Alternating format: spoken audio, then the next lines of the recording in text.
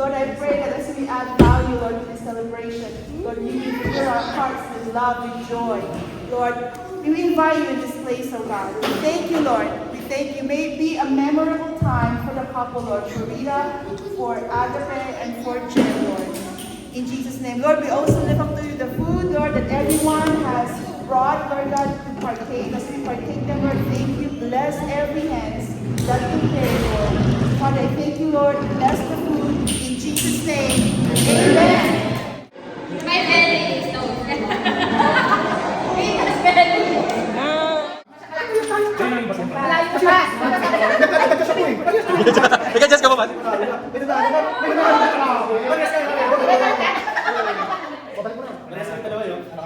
Hintayin mo yun to. Hintayin mo yun.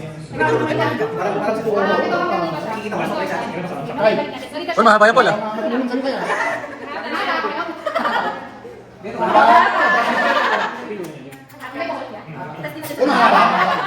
Kasus mayan yun, kasus mayan yun. Ang mayan yun, kasus mayan kita. Kasus mayan.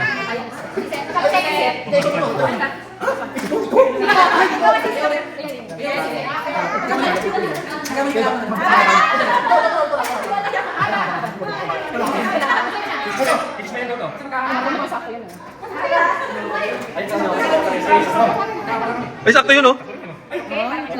Parang pinag-usapan, ah. Wala, nagka...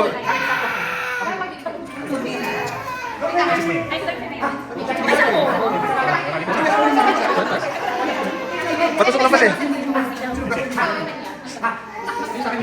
Ha? Sukat pa sa. Hanggang dito siya. Hanggang dito. Okay. Kasi, Wala. Malayo. hindi, magkakantay lang. Hindi mo manalo siya. Okay, hanggang dito na. Ayun, premium.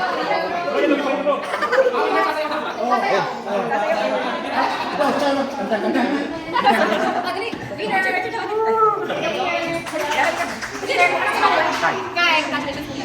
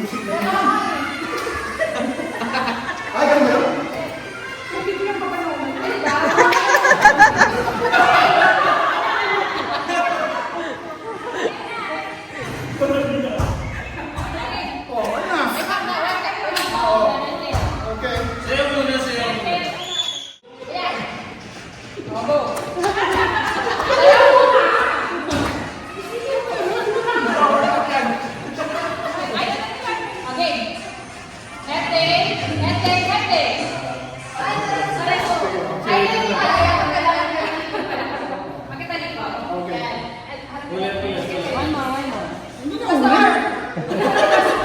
Kasaya mo naman ako. Pastor, dikit kayo. Dapat kayo nakakita. Ingatan mo naman yung Okay, mga. okay. Baka sabi nila kung ano pinagagawa natin dito sa Skyward. Okay. Okay. Ete. Okay. Okay, isa pa. Ba't kung nagaya? Isa pa. Kaya mo nakakabit. Ete.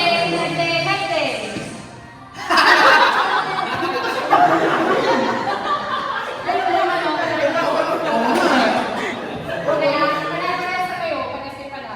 1, 2, 3, go. Isa lang gift ka niya. Ete. Pwede pa kayo magpalit. Palit. O sige, ganito na lang ako. Alam ko, nagkala na ako. Okay. Tingnan natin. Okay. Alright. Headset talaga sila. Pastor, tape ka na talaga? Okay, sige. Sino yung tape? Alright. Congratulations, Pastor!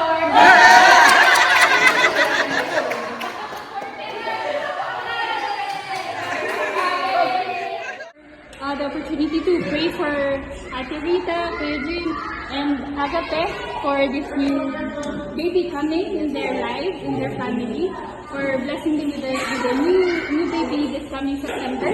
Lord God, we want to ask for protection for this coming cesarean section for her, Lord God. Bless her. There's still like less than a month, more than a month waiting for that day. We ask for your protection coming days into that day and all the days of their lives, Lord God. Jesus, Father God, we thank you. We want to thank you for this family. May you just shower them abundantly, all the more, Lord God, for this new life coming to their family. And bless them with community na magiging support system nila sa new chapter na to. Yan, Lord God, may you just bless them with good health para dun sa baby and kay Ate Rita, and just prepare their hearts, their spirit, their soul, Lord God, for this coming new life. Yes. Thank you, Lord. Yes, thank you, Lord. Hallelujah. Hallelujah, Father God. In Jesus' name we pray. Amen. Yes, Lord. And I just want to share kanina when I was looking at the parents, there was a word, 2 words that came to mind when I saw you together. It's a strong foundation, and I know that you've shared your story in the video, and your lives have been changed by when you attended foundation, and that will also be like, you will carry that also in this new season of parenthood. I know na it's very new after 7 years. You have a new child welcoming in your family, and that is really a blessing from the Lord. So I just want to answer this verse. It says in Proverbs 10:25, when the storms of life come, the wicked are willed away. But that word into your life as parents, for you to have strong faith, strong foundation in the Lord. I know that you are growing not just outwardly but also inwardly, growing your roots deeper into the word of the Lord, into the devotions, and I know that this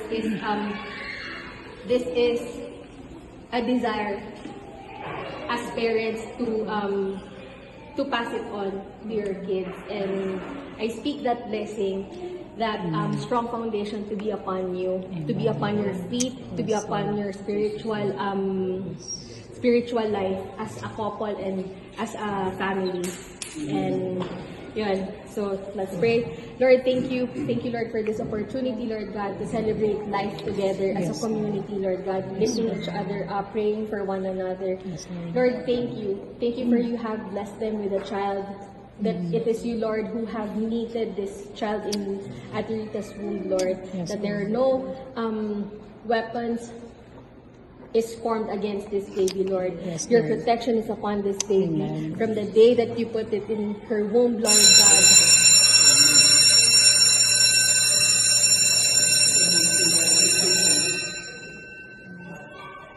Yeah. Lord. Kala ko recess na. Okay, Lord. Yes, Lord. We just declare your goodness and your faithfulness, Yes, Lord God. Father Just God. overflow, Lord God, in their lives, Lord God. And we pray, Lord God, and we declare a good health, Lord God, for this baby and for Ate Rita, Lord God, as her body will take a lot of toll in this, not just in the pregnancy, but also in giving birth, Lord God. And I just pray, Lord God, that your mighty protection will be upon her every second of her life, Lord God. And Lord, we just lift her up to you, Lord God. Agape and to you, Jim, as well, Lord God. We just lift them up to you, Panginoon. Thank you, Lord, for you have blessed us with this kind of people, Lord God, to share their lives and testimonies and to inspire us, Lord God. And I know, Lord, that this is your testimony in their lives, Lord God. And we are rejoicing with them. Thank you, Lord, for you have blessed us with this kind of people, Lord God, to share their lives and testimonies and to inspire us, Lord God. And I know, Lord, that this is your testimony in their lives, Lord God. And we are rejoicing with them that we are witnesses, Lord God, of these testimonies that you have created, Lord. Lord, be upon them, Lord God. Maraming salamat po. Thank you, in Yes, Jesus' name we pray. Amen. Yes, Lord. We just like to give an encouragement also. Although I just met you and Jim just now. I mean today, and as I see you, most especially you, walking around a while ago, I keep on resonating to me the word joy. There's so much joy in you, inside of you, and I know that the blessing in your family. I mean, our baby is really will gonna give joy, so much joy in your family. Not only in your family, but most especially to the people around you. So keep that joy in your heart as the time na lumabas yung baby. So yun, even in the word says that may the God of hope fill you with all joy and peace as you trust in Him, so that you may be overflow with hope by the power of the Holy Spirit. So let's pray. Lord, we thank you so much for the baby, for Jim, and also especially for Rita. Thank you for sustaining her so much strength for the past how many months already that she's actually taking the baby, and now that we're so excited seeing her soon. I pray that you'll continue to provide the strength that she needs, Father God. Yes, Lord. And even the joy that she needs, Father God, that baby.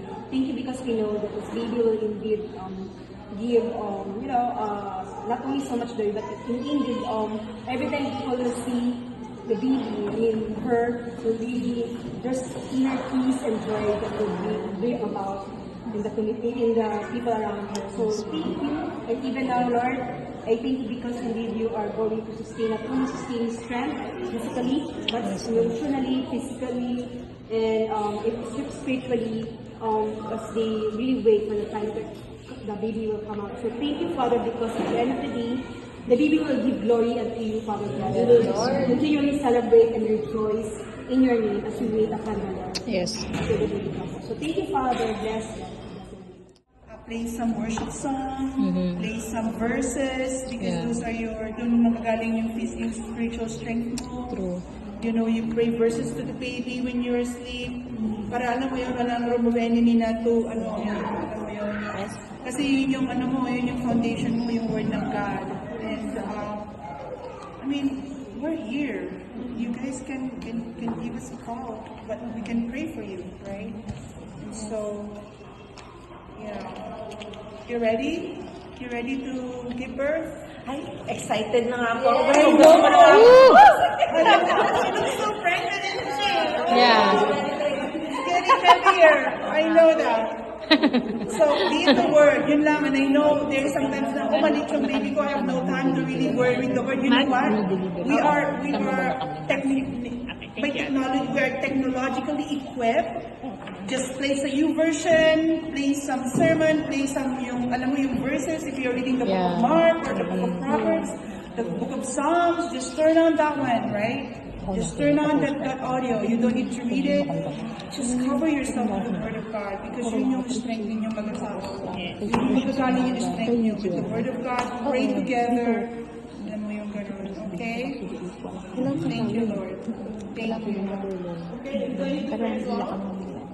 Of course. Okay, Lord. Everything that's been prayed for, Lord, thank you, Father God. Thank you for everything that's been uttered today, Lord. We believe them, we receive them in the name of Jesus. Father God, that they are yes and amen to you, Lord. Thank you that you go before them at the time of delivery, Lord God. I pray that you go before them, the right staff, the right doctors, everyone. Lord, this delivery will going to be smooth in the name of Jesus.